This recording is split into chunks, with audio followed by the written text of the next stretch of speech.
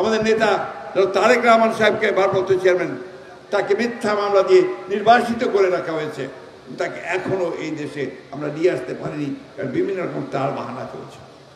কোন রকম টাল বাহানা আমরা সহ্য করবো না। আমি পরিষ্কার করে আজকে এই সভা থেকে বলতে চাই যে সমস্ত মামলা প্রত্যাহার করে অবিলম্বে জনাব তারেক রহমানকে দেশে ফিরিয়ে আনার ব্যবস্থা করা হোক। একই সঙ্গে যত মামলা আছে এই সরকার, আওয়ামী লীগ সরকার আমলে করা হয়েছে, আমাদের ছাত্র দল, যুব দল, স্বেচ্ছাসেবক দল সহ মূল দল সহ সমস্ত মামলাকে অবিলম্বে প্রত্যাহার করতে হবে। এটা দাবি, এটা এই দেশের জনগণের দাবি। আমাদের ছেলেরা আত্মত্যাগ করেছে, জীবন দিয়েছে, প্রাণ দিয়েছে, নেতারা জীবন দিয়েছে, প্রাণ দিয়েছে। আজকে সেই গণতন্ত্র প্রতিষ্ঠার জন্য তারা প্রাণগুলো দিয়েছে।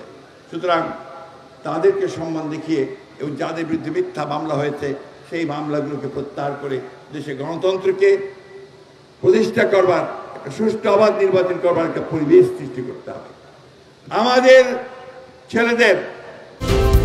আরএফএল কিচেন সিঙ্ক, স্বাস্থ্যকর কিচেনের চিরস্থায়ী সমাধান। বিরোধী দলের নেতাকর্মীদের বিরুদ্ধে মামলা প্রত্যাহার না হলে কখনোই একটা নিরপেক্ষ অবস্থা তৈরি হবে না, প্লেইং ফিল্ড অবস্থা তৈরি হবে না। সুতরাং আমি আজকে আবার এই সভা থেকে এই সরকারের প্রতি আহ্বান জানাচ্ছি, কাল বিলম্ব না করে সমস্ত মামলাগুলো প্রত্যাহার করা হোক। আমরা বারবার বলেছি যে একটা যৌক্তিক সময় আমরা অবশ্যই দেব। যৌক্তিক সময় মানে এই না যে তারা অনেক বেশি সময় নিয়ে আমাদেরকে পূর্বের অভিজ্ঞতার মতো অন্য কিছুর মধ্যে চলিয়ে দেবেন, সেটা পারা যাবে না। যত দ্রুত নির্বাচন করা যাবে ততই দেশের জন্য মঙ্গল হবে।